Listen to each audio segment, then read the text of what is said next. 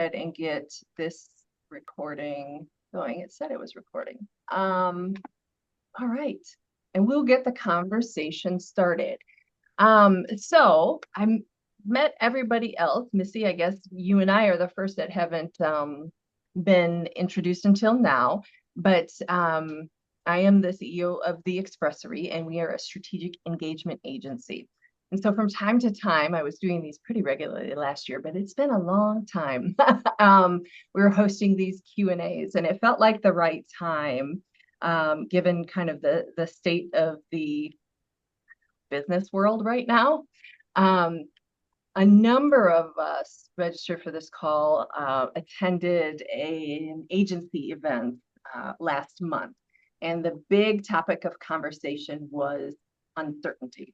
And how we've all been here before, right? We went through COVID, and now it feels like it's kind of we're kind of back in that similar place of, what's going to happen next. And for a lot of us, business kind of hit a wall after Q1. I am hearing from some owners, I mean, there are some signs that some things are starting to move again. But I think a lot of people are feeling this, it's quiet, right? Like a lot of, there may be a lot of proposals in play, but people aren't making decisions. And we're familiar with this. This tends to happen with uncertainty. Nobody wants to make those investments. I think the other thing we're seeing is the state of trust. The Edelman, Susan, what's the report? The Edelman Trust Barometer. Yep.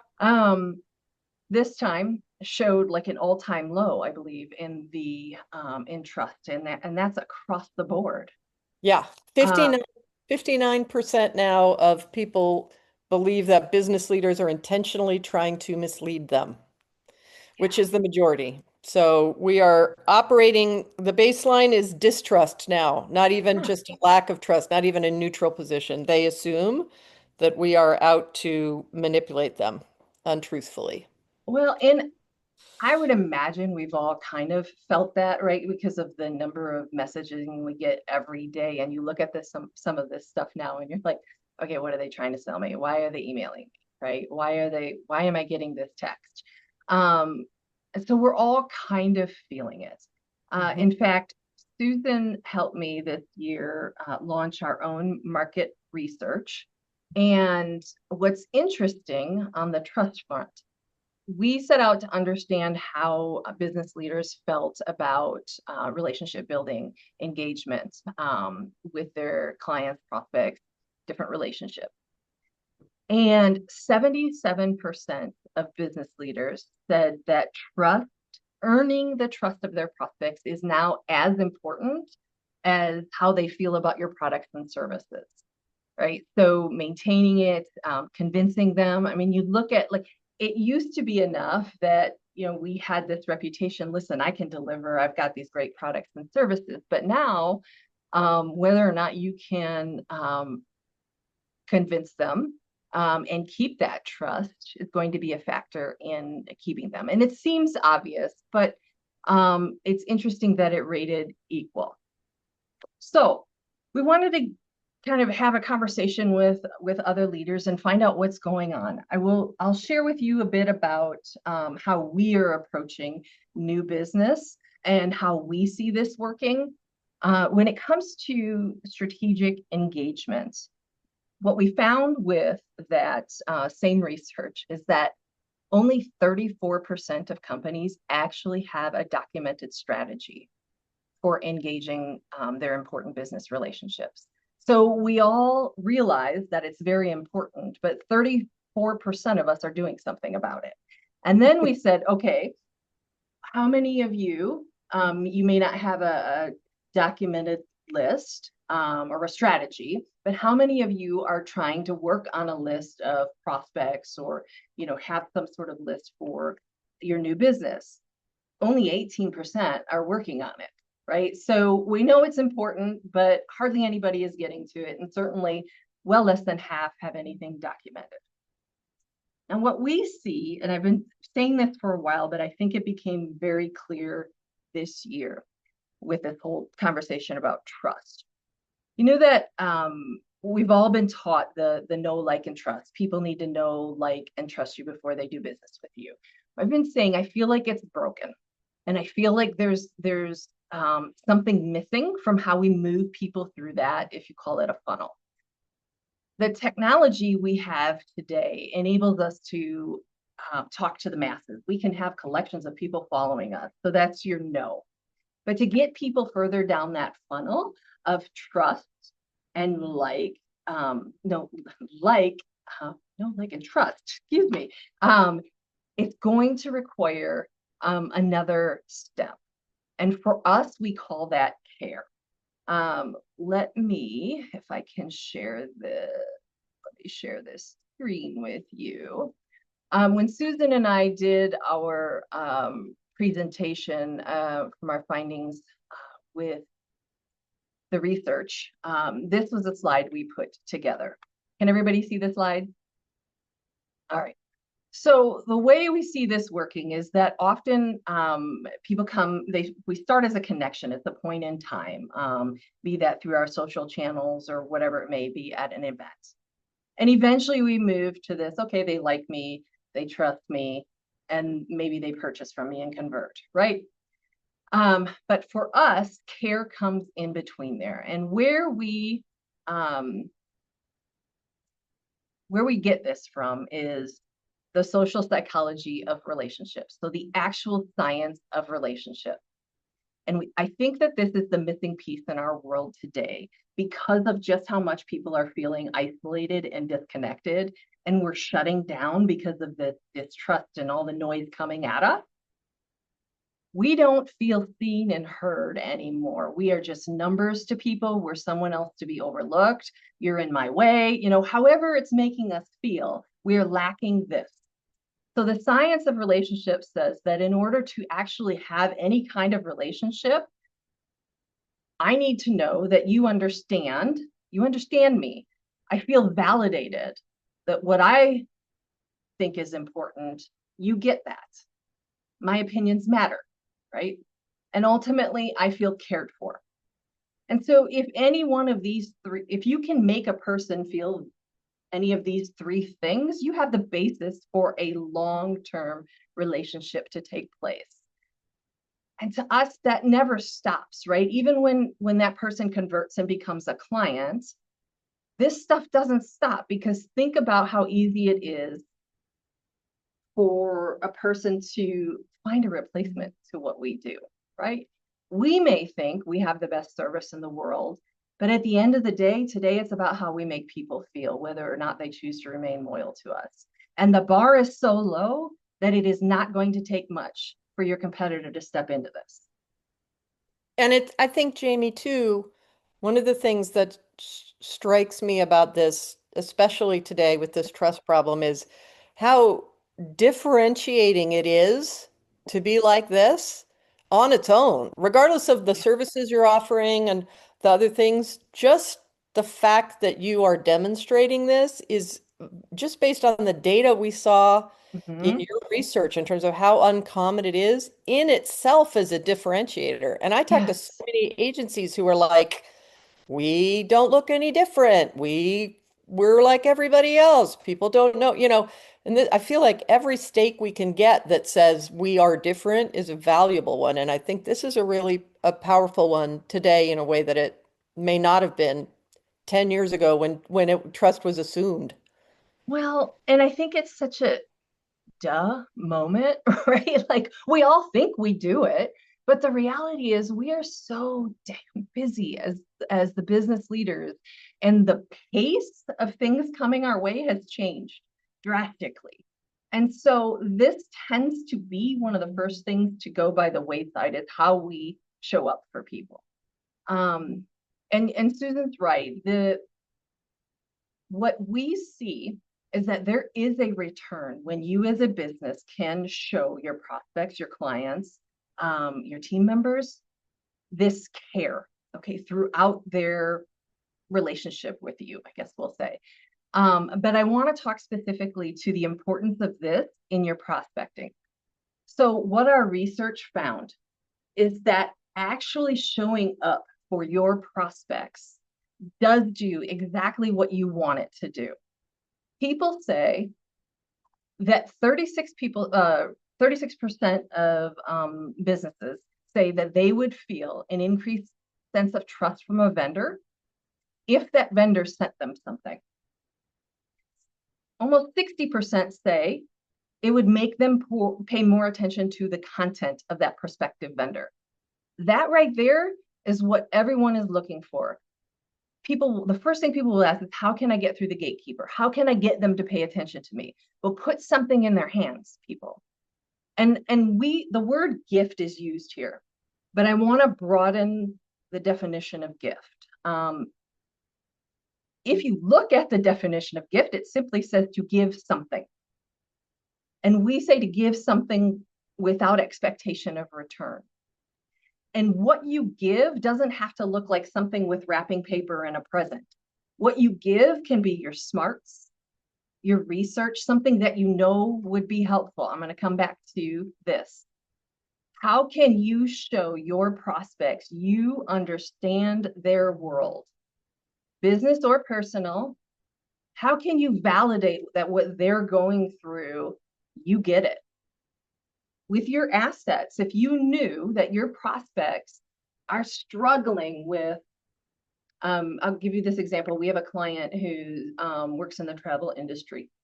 And when these tariffs hit, you think about the commotion, and it was directly going to impact their travel industry. And so they got their community together, and then they held a Q&A like this, and then they released a white paper, and they mailed it to all of their prospects on steps you can take to mitigate the impact of the tariffs. So what they knew is what was going on becoming challenging in their markets industry.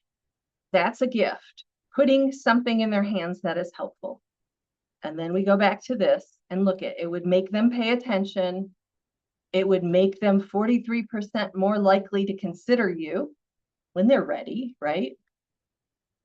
And they also look at 30% say they'd be more likely to actually give you time. What we saw on the client side, putting helpful things in their hands, is it makes them more likely to refer you. I believe the same is going to be true with this group. So even if they don't, if it's not for them and they're paying attention to you, think about how likely they are to say when in conversation with someone else, hey, I know a person who does that, right? Okay, I'm going to stop sharing this and come back. Okay, so quickly, I will go through what this, in our world, what we do with this information. And then I want to open it up and ask some questions. So our recommendation is to have a list of your prospects, be that like your top prospects, be that 5, 10, 25. Get a list of them and then research them and understand their challenges, their pain points, the trends in their industry. And I want you to think about how you can show your understanding, how you can show them that you validate what they're going through is common, and here's some things that might help or be of interest. Or simply think about how you could show them, listen, I care, like I'm here, right? Put something in their hands. And then we recommend creating a schedule of these touch points throughout the course of a year, not just once, multiple times, because of course we all know you never know when they're ready, but should be a mix of digital and physical. But always coming back to how can I show that care? Because you are building that trust before and giving yourself the opportunity for them to raise their hands. So I lay all that out there quickly, but I want to throw it out there and ask everybody, how is your business development going right now? What has been the most challenging for you guys? I can tell you for us, it's been quiet from a conversation standpoint. We are starting to see activity, people engaging with the content again, more than we were about 3 months ago. But getting anyone to actually make a decision right now has been what's tough. How about you guys? So Yeah, for us, sorry, who was sorry, talking? Susan. Stuart. No, go ahead, Stuart, please. No, so I feel like I talked over you. I think it's easier for me this year, this time of year, because we have new research out. And so that's something that we've already invested in to do. So it's not something I have to go purchase Hmm. to do stuff.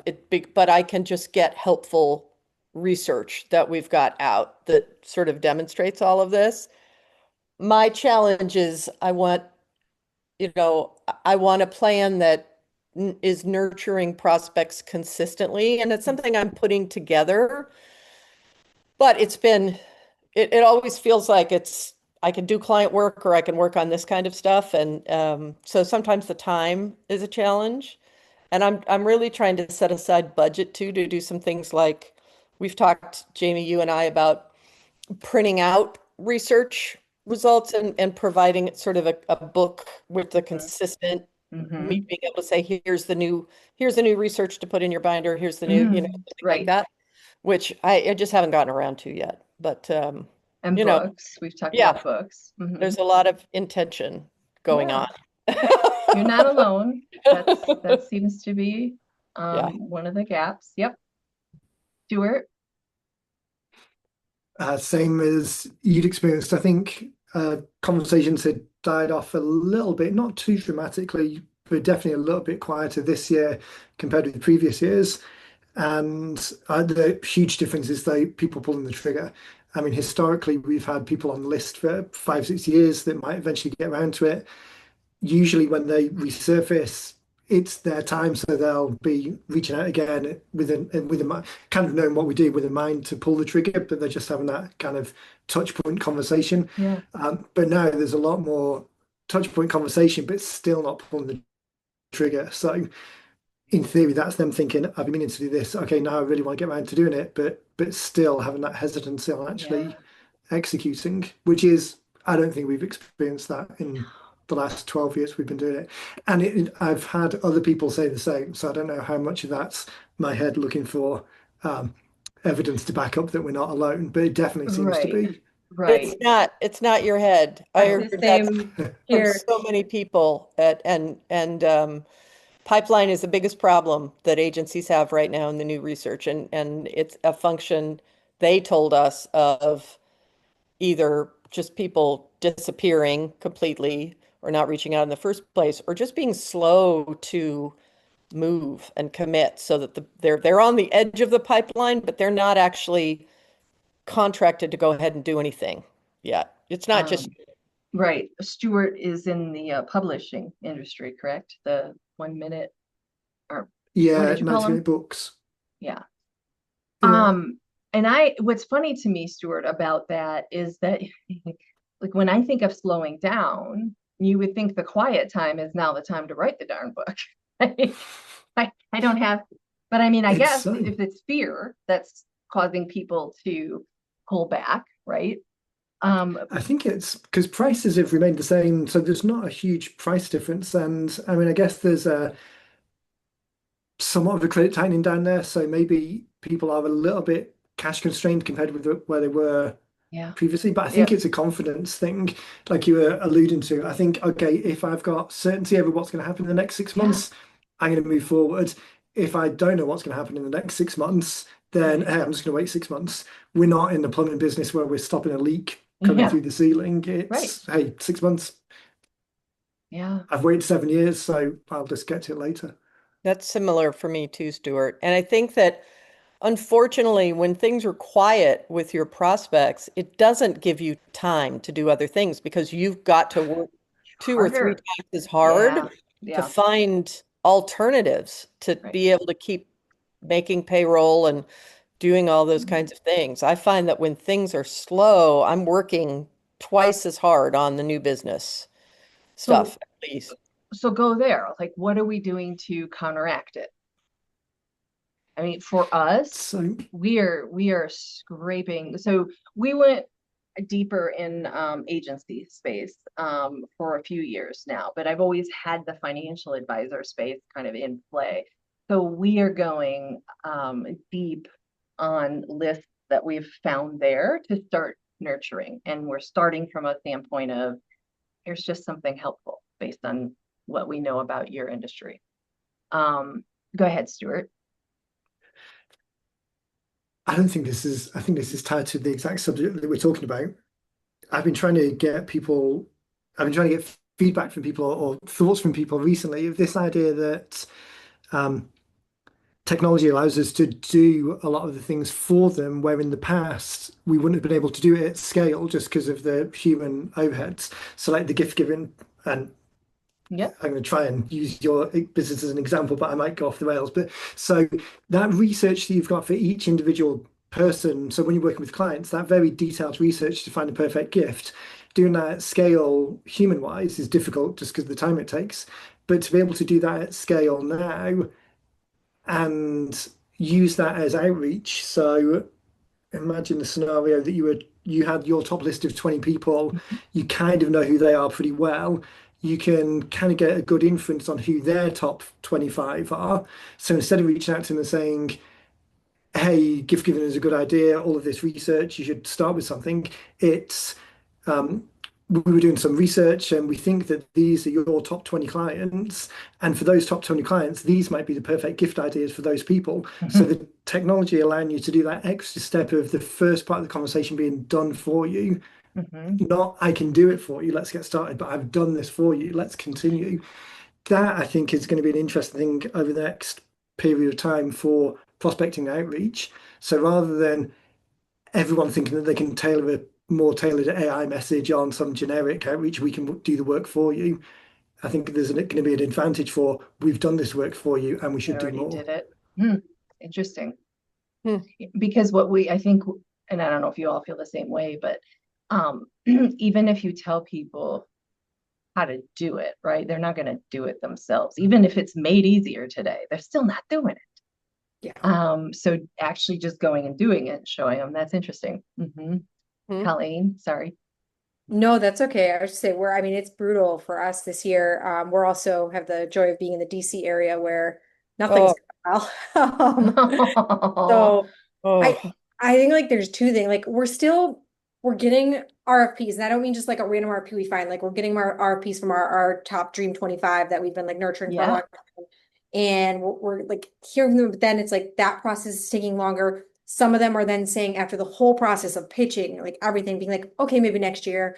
Others are picking, the competition is harder. So like I'm a 5-person or smaller agency and Edelman is going after business I'm going after, which they never would have been like in that before. So it's like so much more competitive to get any of the business that there is out there. Anyways. But again, I think this is where we win by how you make them feel. Yeah, that's my goal. Yeah. So one of the things that, because we had a terrible, last September in a single week, all 5 of our contracted projects with existing clients got pushed, none of which have picked up, all 5 of them. That was our whole revenue for fourth quarter and into first quarter, and it was gone. I think our revenue in October, our revenue was like $5,000. It was a bloodbath. And you know, for me, those moments when you're in the fire are when you get really just like creative and just do something. And we added a couple of items to the bottom of our value ladder, to the bottom of our pricing. One was $5,000 to build an assessment for you that you could put on your website and start to build engagement and get people on your list if they wanted to be and start, you know. And another one was basically a mini survey, just a smaller version of what we normally do, but without the elements that require anybody but me to do it, you know, so I can bang them out, and was, you know, a third the cost of our flagship product. And then I did a sheet that says, here's all our stuff, here's these new things, here's what we do. I did a PDF and I started sending it to people who had contacted us about research even 3 years ago and had not pursued it. just to say, hey, we're still here. We know things are challenging. We've got some lower cost items that can still be really helpful for you from a thought leadership standpoint, blah, blah, blah, blah, blah. And that made a huge difference. And we're still selling a lot of that stuff. So I feel like it was sort of a, hey, we get you, we know what you're in, and Here's what we do. here's you can dip your toe into this process without needing the major commitment that we were talking about 3 years ago.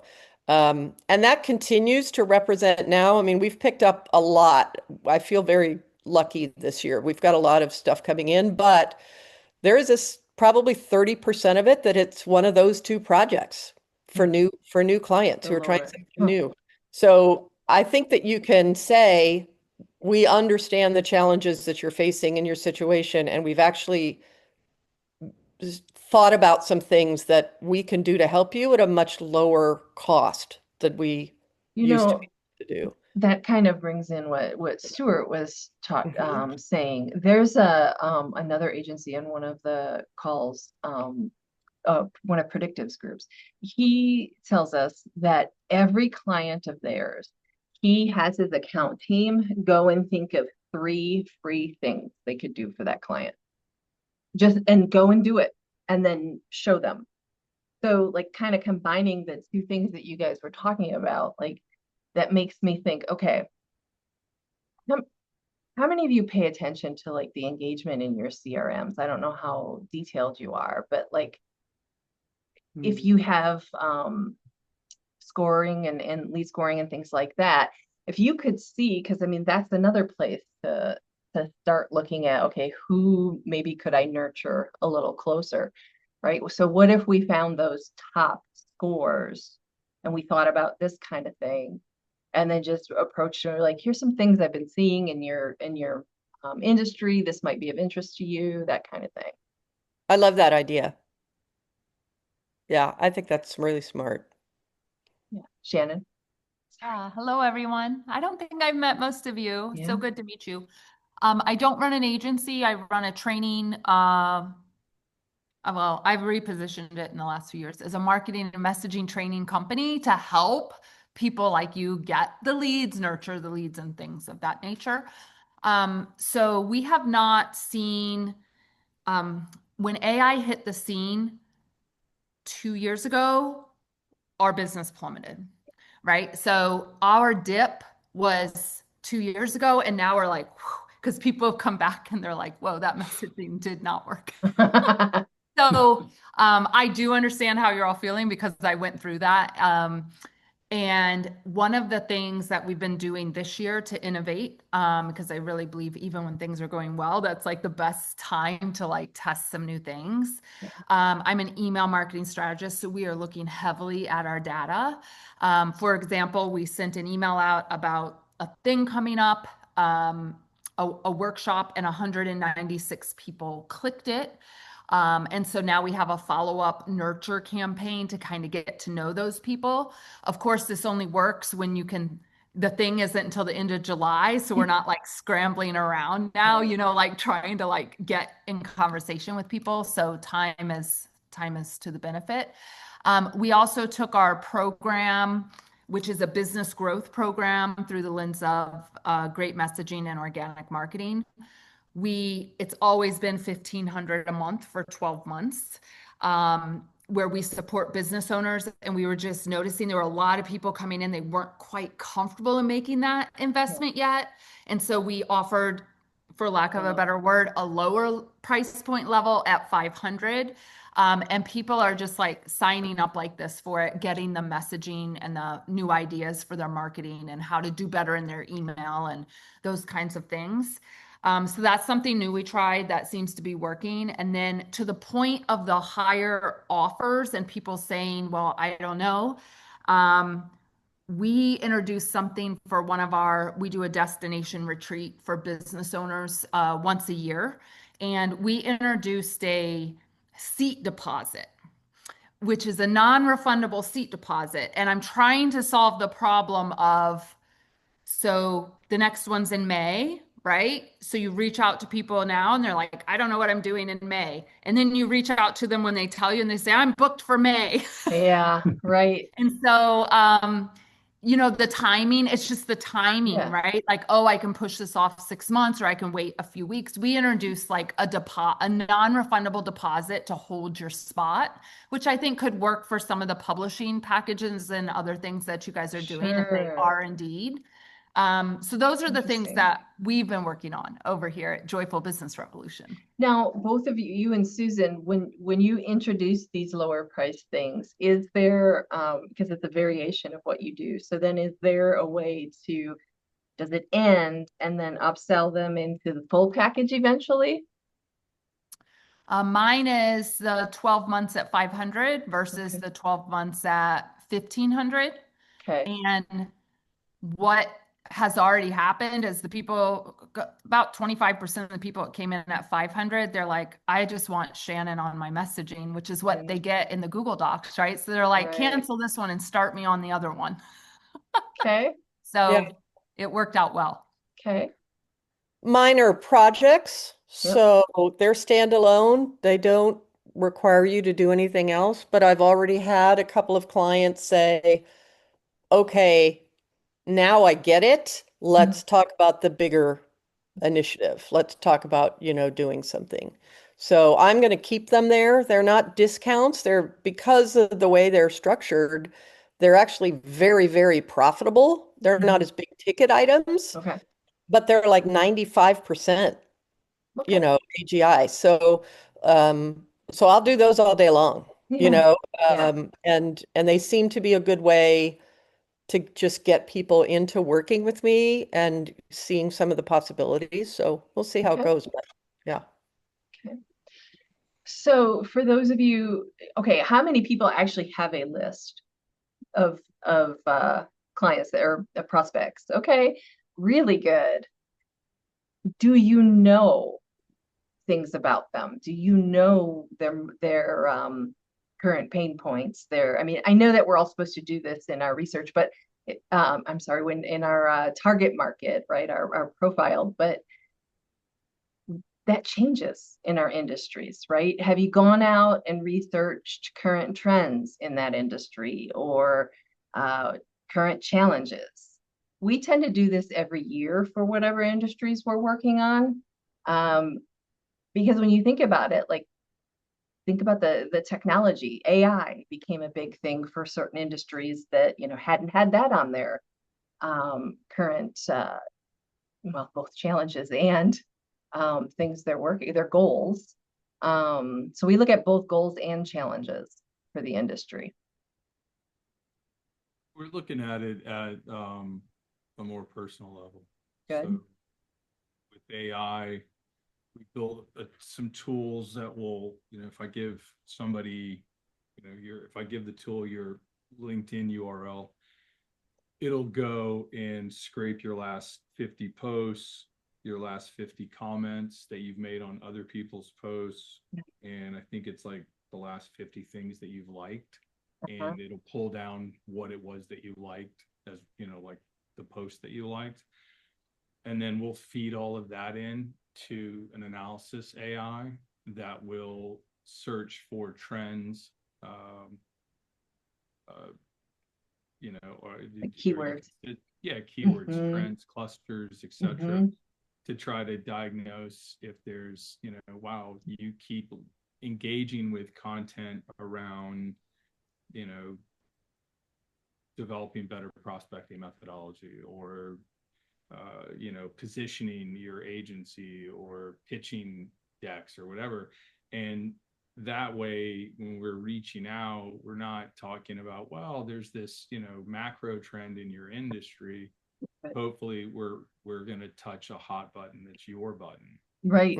That's fantastic. I love that, Tom. That's so, so smart. And it reminds me of how powerful it is to strategize your content around 3 or 4 things that you're really focused on teaching that they really need to understand, because you can score them in your CRM too, based on which categories like they're responding to things in. You know what I mean? So you can not only get hot prospect, but hot prospect for this or hot prospect for that, or, whatever. And it's just such a good process you have, and such a good reason to really think about the content you're putting out, because you can use that and those resources to track back to people and say, oh, you're really interested in this, and be Well, and super relevant. it also, the two problems with, I mean, we look at our CRM data too as well, but the quality of that tracking data is degrading every Yeah. day. I mean, you can't trust the data. It'll say somebody opened something, they didn't open it. It'll say they clicked on something. It'll Yep. say they visited your website. They didn't. I mean, I've done the research. I've gone and asked people, they're like, no, I didn't read that. Then I've had people that say, man, I read everything you send out, and I go look in their CRM record. It's not showing there's up. nothing. It's bupkis. But the other thing is that when you live inside that database, that's all you know. Mhm. And the beauty of like this tool we build is I can put anybody's LinkedIn profile in it. I don't have to have my database. I don't have to be connected to them. I can drop anybody in because it's an open profile. It's like the old days of Twitter. That's what was so great about Twitter, is it defaulted to public. So Right. the amount of unstructured information that was in that platform was amazing. Now it's just Garbage. tribe drivel. So it's not nearly as good. But somebody Yeah. Colleen asked, we built this. It's a sequence of AI. That's very cool. That's awesome. Yeah. it's I super- wonder, Tom, how many people even recognize their own pattern? Like I may be clicking on these things. Do I really, is it an underlying? Oh, shoot. Yeah. If you look at everything I've been like following. I would think most people probably don't, but like you can Yeah. even see that in your own CRM data. People won't realize that Yeah. they're revealing, buying signals to you when they're clicking on your stuff. They kind of like in the back of their mind, they know they're being tracked, but they don't Sure. actively think about it. Mhm. Yeah, I like I said, we've really been because we've all the stuff y'all been saying. We've all, every time Trump says the word tariff, 5 deals fall through. Yeah. Everybody goes, oops, well, let me hold off, let me hold my money in my own pocket instead of yours. Yeah. And so we've really been dialing into, like those top 25. I mean, the dossiers that we have on our top 25 prospects, I mean, in Pages. some respects, rival NSA. Yeah, you probably know I them love better than they know themselves. Oh, Right. I'm sending something. It's actually a gift. I'm sending out something to a Fortune 500 CEO this afternoon that, I mean, the genesis of it is, from research, things that were 10 years ago in this guy's life. And the follow-up is literally a quote from a interview he gave 15 years ago at a conference. Nice. Wow. But it's a perfect, it so applies to what is going on in this company right now, today, in this very moment. But The it's thing I something love said about 15 years ago. The thing I love about that, Tom, and about your process too, Jamie, is that, the way people are going to find us and find out about us is radically changing already. SEO's just diving. They're not going to places to look for things anymore. They're going to go to AI to do that looking for them and find us. And what Tom's talking about and what you do, this personal touch engagement, is immune to all that rot that's going to happen with Yeah. all of the other structures that assumed people would go to certain places to find certain things or have ads pop up and that would get them to something. It's just changing so fast. So both of those approaches, both Tom's, which I think is crazy smart, and yours, cut through all that and are not going to be damaged by what's coming because What they are changes? personal, and they do rely on, as Tom's process does, like deep understanding of people and of the Dream 25 process, which is us using a tool like AI to really understand deeply who are our best prospects at any given time. Because honestly, 25 is more than anybody needs for hot prospects at any given time, right? We Right. can't nurture 1,000 people all at once, and not truly. And I think that both of those are they're so deeply touched by intention and hard work in a sense, that they're going to outlast a lot of the stuff that's out there. Well, it's Well, I think funny. you're gonna have to too, because I know Yeah. with our clients, the conversations I'm keep having in the last 3 or 4 weeks is to talk them off a ledge. And that ledge is, hey, we need to do more. We need to do more. We need to send more. We need to put more people in the CRM. But it's all about more. And I have to keep reminding people, like, when is the last time you responded to a cold outreach of any sort? And they can usually count it on one hand. And then I say, okay, well, why'd you respond to it? What made you respond to that instead of hitting delete or whatever? And it was like, well, it solved a specific problem I have, or it was really interesting, or it was really intriguing, or I mean, the threshold today is how to be the signal in what is a very, very, very noisy world. And I think the way to do that is kind of like what you were saying, is that you've got to know your audience at a really deep level. And if you can find a way just to get somebody to pay attention to you for 5 minutes, Right. and just agree to give you 5 minutes, like, that's a home run. Now, the door's open. What you do on the other side's up to you, but at least the door's open. And that's what I find lately is the hardest thing, is how do you get a door to open up? And all the other stuff of, people slowing down, ghosting, all of that. But to me, the harder thing is people are just so darn busy, like getting them to give you that first 5 minutes of attention. Mm-hmm. And then once you get it, then, then, okay, now you got to respect it and nurture it. But that, so I don't know. We'll That's see if great. it works, but that's how we're doing it. I like The that. interesting, I think the interesting balance is also going to be that idea that everyone's touching on of people are kind of sitting on the sidelines a little bit. The time isn't right for them at this precise moment, but at some other point, the time is going to be right for them. And then when the time is right, they're likely to move in a very short period of time. Yeah. But with the world being so noisy and everyone broadcasting stuff, there's an increased possibility that they'll be ready at a time when someone else just happened to have reached out to them and not us. So striking that balance between the relationship and the personalization, but understanding that I don't know that we can necessarily rely on the fact that someone would then fish back and find you if 10 other people in the last 10 days have also said a very similar message. It's definitely a balance. I completely agree that I would prefer to go down the route of tailoring and nurturing, but there's definitely a cadence and a frequency thing that we can't rely on people coming back to find out if others just happen to say the right thing at the right time. Right. Yeah. That's great. Yes. Cool. Well, I'd like to say hello and introduce myself. Hi, everyone. I'm Missy Veroniak. I feel like a baby because I am just about a year into having my own company, and so have a past to compare this market to the last market or before, things have changed. But one of the areas that I really lean into is LinkedIn, not just for prospecting, but for presenting my own content. And I found it was April of last year, I set a goal for myself to post once a week, which many people would find, oh, maybe that's not enough. But for me, it was like, oh my God, once a week. Good. Yeah. Right. And it has made a huge difference for me.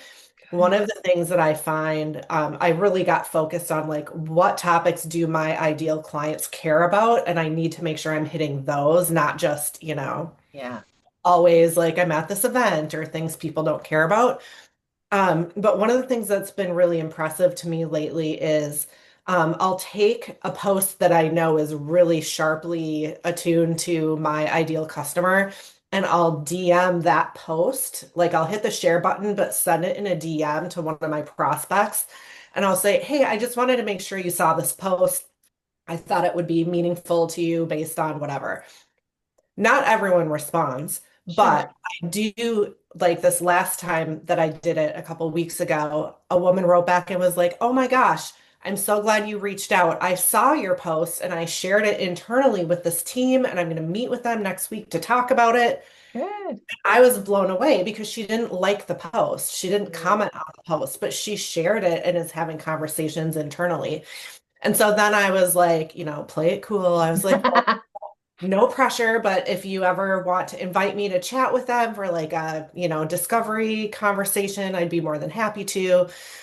So I find not just posting the content, but like being very careful with like who and when I take that content and then deposit it in their inboxes as well can Nice. be really helpful. Yeah, that's clever. I like that. Yeah. Oh, and I didn't Excellent. mention what I do because she's No, going to come after me if I no, don't. no. I specialize in healthcare social media, particularly influencer marketing. And I work a lot with pharma, med device, clinics, hospitals, and I specialize in physicians and patient like online communities. So I do a lot of trainings, focus groups, and research and influencer campaigns, but all within the healthcare world. But that has to be another market quite in uncertainty. Yep. Upheaval, I guess. Yeah. Wow. Very nice to I meet you. agree with you on the lurkers on LinkedIn because like I'll get annoyed. Like I religiously post like a video every Friday. I'm on like 3 years of that now and like other content. And I'll get like a few likes from the same old people. And I can't tell you how often when we are meeting, and they're like, well, we love your videos. And I'm like, do you know how hard it'd be to hit the like button? Like Yeah. but like all the time it's like, oh yeah, we see your posts. So like it's definitely worth it even if you don't feel like it is. Right. Right. Very cool. Well, we have what 10 minutes here. One of the things I like to ask lately when it comes to building these kind of, personalized touch points is if you've had an experience with a brand that really lately that really made you feel seen, like what did that feel like and what brand did that well? I mean, I can give you one of my own. I have it's an existing relationship, but I have been seeing a personal trainer for a couple of years now. And it's been a crazy kind of, I don't know, 3, 4 months. And I got a text out of the blue from her. All it said was, I know it's been a crazy time to be Jamie, but I just want to say I see you and you keep showing up, and that means a lot. It was just very, very simple, but it was such a deep, like, wow, like there is a weight that's lifted when someone sees something in you that like you have felt for a while. So I thought that was very well done, just from how she represents, her company and her relationships. Another one that does that well, Hannah does that well at Predictive, just randomly sends emails that it's got no ask, it's got no teaching other than here's how I know you guys are feeling and I see you, and it's pretty well done. Shannon, sorry. I just joined a new fitness center that opened, um, like literally a half a mile from here. And the opening was like, their sign kept saying opening soon, opening soon, opening soon. I'm like, what the hell? It's taking so long. So I was like, let me test their customer service. So all their thing like said, go to Instagram. So I messaged whoever was behind their Instagram and I'm like, hey, when are you guys opening? Like, I'm one of the founders and like, I'm ready to get started. She answered right away and she was like, hey, we've got like, ran into paperwork hell or whatever. And like, we're going to be opening the second week of June. And so that happened. So Tuesday, I walked in to my first class, and little did I know this was her behind the Instagram. She's like, Shannon, I'm so glad you were here. I saw your name come up that you were registered for class. And I was Oh, like, how do you know who I am? And she's like, we pay attention. So today I walked in again. For the coaches I never met, they're like, hey, Shannon, so good to see you in class. Glad you're back for your second class. I was like, wow. And I looked at all of them and I said, whatever you're doing here with your customer service and your training, don't lose it no matter how busy and how big you get, because I will be a customer for life. no. I feel seen There and I you go. feel like you already know me and you've only been open 5 days. That's Yes. awesome. That's Yeah. really cool. I'll tell you this weird thing that I've been doing to try to have better connection with people is so I'm old and I took cursive and penmanship in school, and I love to write. I have fountain pens and I love to write, but I don't do it as much as I should because I don't have the stuff with me all the time that I need. I don't have the stamps. I don't have people's addresses anymore, right? It's just like weird. So I have a Remarkable tablet, which is like a writing, tablet. And so what I've started doing is writing handwritten note letters to people, but with a Remarkable, I do them in a Remarkable, and you can send it as a PDF to somebody in an email. Oh, And so I've been, I so it's I like have, stationery. it's like stationery, and I can set up my own template for my stationery or whatever. And then I have a folder for each person that I want to really like. And I Mhm. haven't written all of them yet, right? But I've got folders for every person that I want to stay in touch with so that I can see, it'll automatically bring up the last used folder, the folder with the most recent thing at the beginning. So I can go to the end and pick the next and write a letter to that person and just keep going around I in that love rotation. that. And I always have it with me, and I don't need a stamp. And I say something, in the email that says, hey, just something from me to you, so that they don't think this is some weird spammy, Computery. Yeah. here's a PD, open this PDF. Hmm. But it's really connected with people in a way that surprises me. But now I've got it set up so it's just sort of a routine. If I'm sitting someplace, I can write a letter to the next person on the list I love that. and then just keep it going. And it just feels a little different and more personal. And it I might stands steal out, I that. think, a little bit. Yeah, please, Yeah. please do. Because for me, it's the solution. Like I've been feeling really bad that I haven't just been doing as much of the personal note writing and stuff like that as I like to do. And so for me now, I can just do it anytime, and it's always with me, and it's Well, really easy to do. So, um, so even digitally. by the Yeah. way, I also say at the beginning, like, I hope you can read cursive because otherwise you're in trouble. As long as it's not a young person, you should be okay. Not everybody can. Yep. Sorry, go ahead, Jamie.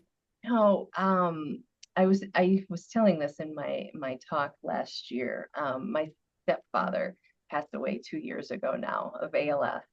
And when he was first diagnosed, he put my sisters and I in a group text. And every morning he would send us just like a, have a great day or a joke or something uplifting. Okay. And as you may know, like ALS affects you, so pretty soon he has no function. And right before he was no longer able to write personally, he texted and said, "Hey, don't forget about me when I'm not here anymore." Like Oh, meaning like when I can't keep this going. But that really deeply impacted me because I think at our core, that's all of us, right? And so what was interesting is we picked it up, but in reverse.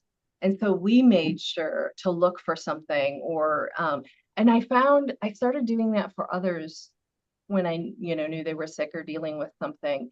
I would make a point of at least once a week going and finding something very random.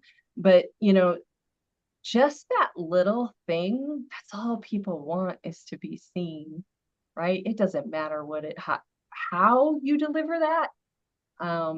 It's just that you do. yeah. And I think the crux of what you do, Jamie, and what the research revealed is that there's something about being memorable, about sending something to someone that they hold on to, that they keep, that doesn't just go in the trash pile or whatever, because it's valuable for them. It's a letter Treasure. that they treasure, or it's a resource that they really want to hold on to, but also because the memory of getting something where somebody was thinking about you is powerful. Yeah. Like Yeah. all those experiences that you guys shared about, like, wait, you know who I am? Wait, you've been thinking about me? Wait, you've been like, there's an element of just that makes such a big difference in today's world. Missy, you had Yeah. something? Sorry. Well, it's not nearly as touching as your story, Jamie, Okay. but last night, my husband and I went to dinner at a upscale steakhouse, and we hadn't been there for about 9 months. We kind of got sick of it, but we went back last night. And when we had a different server we normally haven't had, but we've been regulars at this place. So when the food dropper offer, like the table bringer guy, Yes.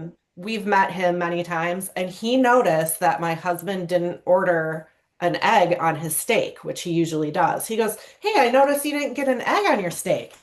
And we were like, "Oh my God." And my Oh, husband's like, "I forgot." And he goes, "I'm gonna go get one for you." And we were oh, both like, "Holy crap, this guy remembered his order, and we haven't even been here for 9 months." So that was just yeah. really that same thing of just remembering that one little thing and saying it made such a huge impact on us. Mm-hmm. That's cool. That's a good person. Good server. Susan, you're on mute.